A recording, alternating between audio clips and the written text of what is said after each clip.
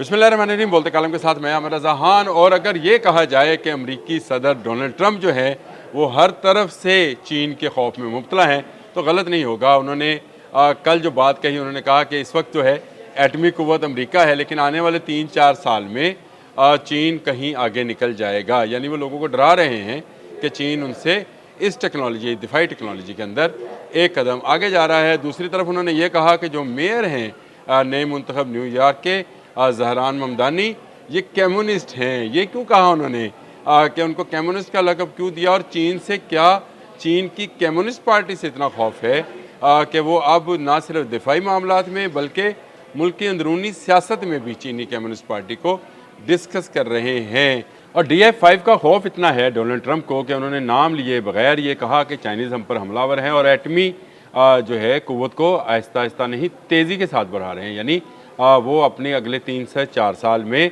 America से आगे निकल जाएंगे। वो सिर्फ डरा रहे हैं अपनी कौम को उस सियासी मंजरनामे को लेकर जिसमें न्यूयॉर्क में उनको शिकस्त हुई। उन्होंने कहा कि ये तो एक कम्युनिस्ट को, एक सोशलिस्ट को जो है मुंतखब कर लिया गया और असल में उनके जहन में चाइनीज़ कम्युनिस्ट पार्टी चल रही है। आजकल वो चाइना से क्योंकि ख़ाइफ हैं इसलिए वो हर बात में किसी न किसी तरीके से चाइना को साथ ले आते हैं। और इसीलिए शी जिन से हाथ मिलाने के बाद उन्होंने भारत से भी दिफाई माहिदा कर लिया। और ये भी एक तरह की चुनौती थी चाइना को, लेकिन चाइना जो है हर आने वाले दिन में कोई ना कोई हथियार ऐसा बनाता है जिससे अमेरिका खौफ ज़दा रहता है। अब भी D5 यानी D5 का जो मैं जिक्र कर रहा हूँ ये भी एक ऐसा ही मज़ाइल है जो कि इतनी रफ्तार से जाएगा जिसको कोई रोक नहीं पाएगा। कहा जा रहा है कि यह आवाज़ से 24 गुना ज़्यादा रफ्तार पर जा सकता है, यानी अपनी स्पीड को बढ़ा सकता है। और ये 13 से 20,000 किलोमीटर का फासला जो है तय कर सकता है। 13,000 तो बिल्कुल वो फिगर्स हैं जो कि दिए जा रहे हैं, लेकिन माहिरीन का ख्याल है कि इसकी जो है फासला जो है इसको 20,000 किलोमीटर तक भी बढ़ाया जा सकता है। तो एक तरह से इस वक्त अमरीकी सदर जो हैं वो हर वक्त उठते बैठते सोचते खाते पीते चीन के बारे में सोच रहे हैं। और चीन सोच रहा है कि अगर अमेरिका उस पर हमलावर होगा तो उसको इसका किस तरह से जवाब देना है। अमेरिकी सदर डोनाल्ड ट्रंप मुश्किल सियासी हालात से गुजर रहे हैं। उनकी मकबूलियत में कमी हो गई। CNN की रिपोर्ट आपके सामने है जिसमें उन्होंने कहा कि उनकी मकबूलियत 47 से कम होकर 39 तक आ गई है। यानी उनकी मकबूलियत में हर आने वाले दिन के साथ कमी आती जा रही है। दूसरी तरफ ज़हरान ममदानी भी जो हैं उन्होंने जो नारा लगाया, जिस तरह से उन्होंने वहाँ पर मौजूद ओवरसीज़ के लिए काम किया, जिस तरह से वहाँ पर मौजूद इमिग्रेंट्स के लिए जो कि छोटी छोटी जॉब्स करते हैं उनके लिए काम किया, तो ये नज़र ऐसे आता है जैसे वो किसी कम्युनिज़म या सोशलिज़म के एजेंडे को लेकर आगे बढ़ रहे हैं, लेकिन वो तो डेमोक्रेटिक पार्टी से तल्लुक़ रखते हैं।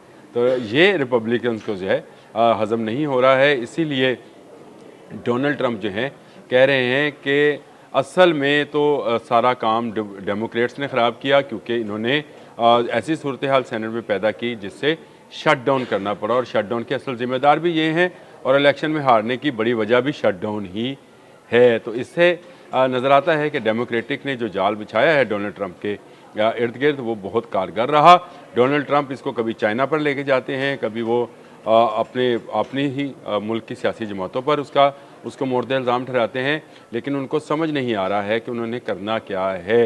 वो डोनाल्ड ट्रंप जो 8 जंगें 9 जंगें बंद कराने की बात करते हैं, वो ख़ुद दुनिया को एटमी धमाकों की और एटमी तबाही की धमकियाँ लगा रहे हैं। वो डोनाल्ड ट्रंप जो कभी चाइना के साथ हाथ मिलाते हैं और कहते हैं कि हम इनके साथ इक़्तिसादियात में और तजारत में आगे बढ़ना चाहते हैं, वही चाइनीज़ के ख़िलाफ़ और उसकी कम्युनिस्ट पार्टी के ख़िलाफ़ एक जीतने वाले, अपने मुल्क के जीतने वाले मेयर पर इल्ज़ामात आयद करते हैं। तो ये मामला आहिस्ता आहिस्ता बिगड़ते बिगड़ते एक और जंग की तरफ जा रहा है अगर इसको देखा जाए तो, क्योंकि रूस अब इसमें से निकल गया है। अमेरिका का हदफ चाइना बन गया है और चाइना भी अमेरिका को सामने रखकर अपनी तमाम पॉलिसीज़, अपने तमाम वेपन्स डेवलप कर रहा है, बना रहा है।